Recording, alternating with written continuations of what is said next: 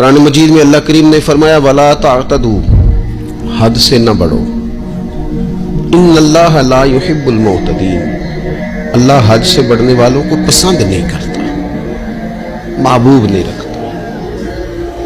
اللہ تبارک و تعالی ان لوگوں کو پسند نہیں فرماتا جو اعتدال کا رستہ چھوڑ جاتے ہیں۔